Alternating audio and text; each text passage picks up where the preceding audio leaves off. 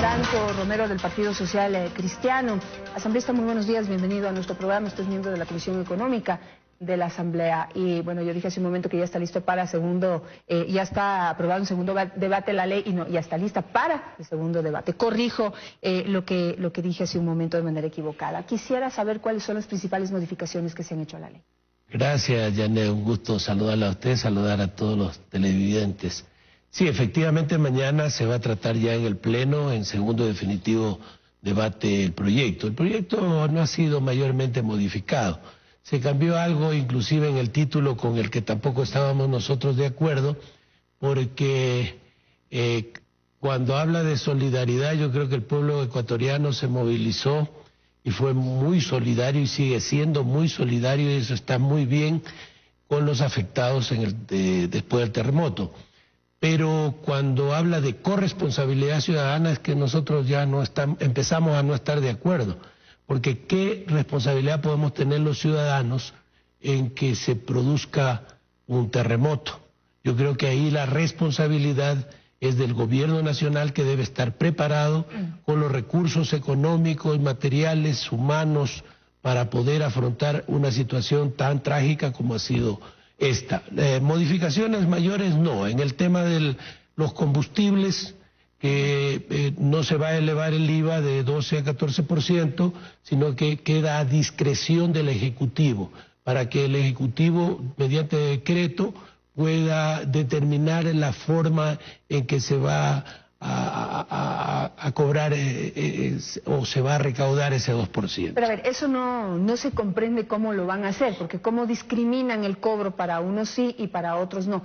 ¿Cuáles son, digamos, los mecanismos que van a utilizar para digamos, no cobrar a los combustibles y evitar que la cadena, digamos, también se respete eso, ¿no? Para no encarecer la vida. La primera idea que surgió dentro de la comisión es que sean los comercializadores quienes asuman esos 2 puntos, es decir, que se les rebaje, se les disminuya de su margen de utilidad esos 2 puntos, ¿verdad?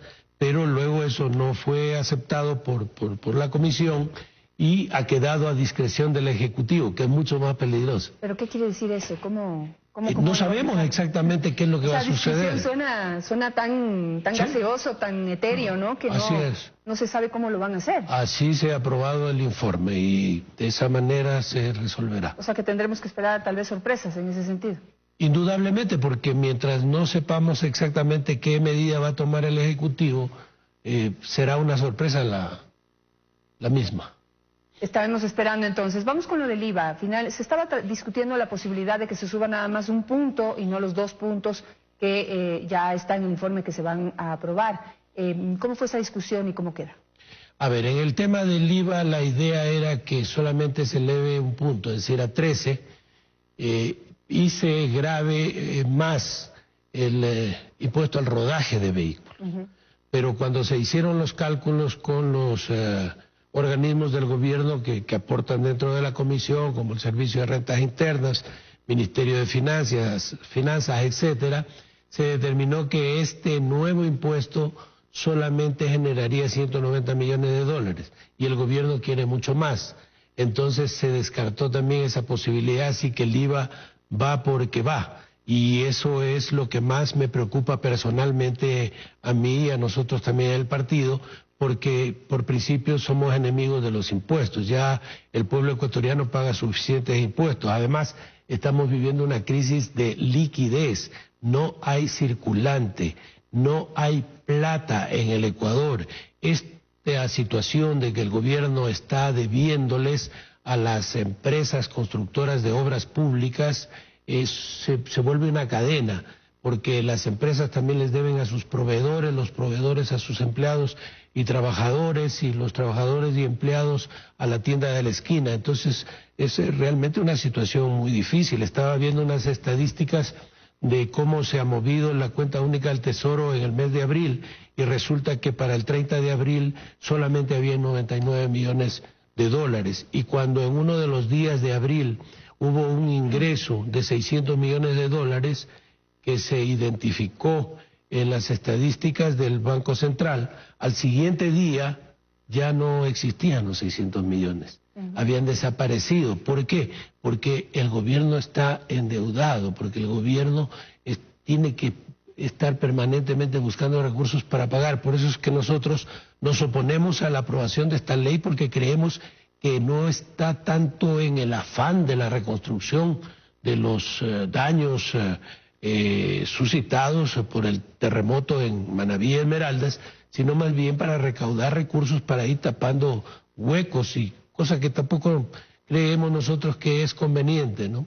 Porque el problema fiscal del Ecuador es muy grave, es más grande. Claro, ¿cómo se resolvió, cómo se discutió, se debatió el tema de que mientras más impuestos se cobran, menos se recauda? Eso es una norma a nivel internacional, digamos, es un efecto que ha sucedido en todas las instancias históricas, en todos los países del mundo. Mientras más impuestos se quiere cobrar, menos se recauda. Ese es un tema que nosotros lo pusimos en la mesa de discusiones, quienes somos asambleístas de oposición, y los señores representantes del servicio de rentas terminaron admitiendo que sí, que esperarían recaudar un 30% menos de lo que recaudaron el año pasado. Es decir, se nos ha dado la razón y ellos ya le dieron la razón a usted también anticipadamente.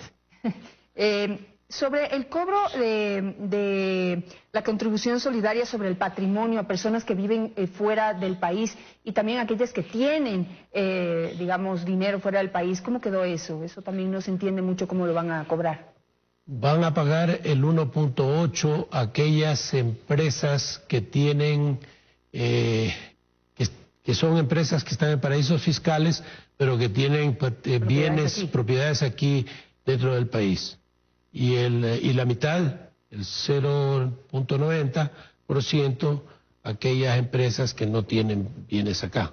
Pero tendrán que determinar primero quiénes tienen empresas allá y bienes acá, o sea, habrá que hacer todo un estudio ahí. Naturalmente, eso va a ser bastante complicado poder determinar exactamente cuáles son las empresas y a quienes hay que gravar con los impuestos. En todo caso, yo creo que como denominador común, el cobro de más impuestos es sumamente negativo. Usted sabe que en todo el mundo, en todos los países del mundo se pagan impuestos, pero cuando estos ya son muy elevados, se vuelven confiscatorios y desestimulan a la inversión privada y se obtienen resultados negativos. Por eso se dice que a los políticos no hay que juzgarlos por las intenciones, sino por los resultados. Y en este caso los resultados van a ser negativos, porque en lugar de atraer capitales al país, estamos alejando a los capitales, ahuyentando inversiones tanto de propios como de extraños. Una cosa más, también se establecieron una serie de cambios de incentivos para las personas que inviertan en la zona de desastre y también una serie de exenciones para las personas que han sufrido daños o pérdidas que sufrieron pérdidas durante el terremoto. Ahí tenemos, por ejemplo, una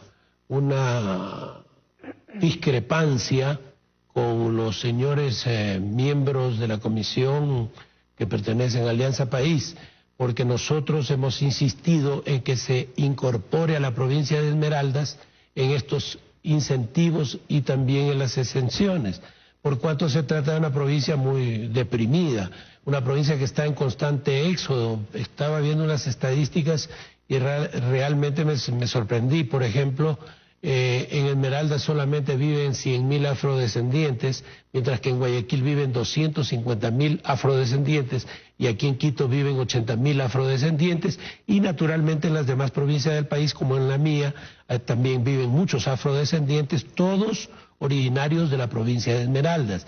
Eso se debe precisamente a que no hay fuentes de trabajo, a que no hay facilidades para poderse desenvolver en la vida. Así que nosotros vamos a luchar mañana todavía dentro del Pleno, en la discusión del Pleno, para que se incorpore a la provincia de Esmeraldas en este tipo de estímulos que solamente hasta aquí, de acuerdo con el informe que se ha presentado, sería en beneficio de Manabí. Asambleísta, muchísimas gracias por estar esta mañana con nosotros.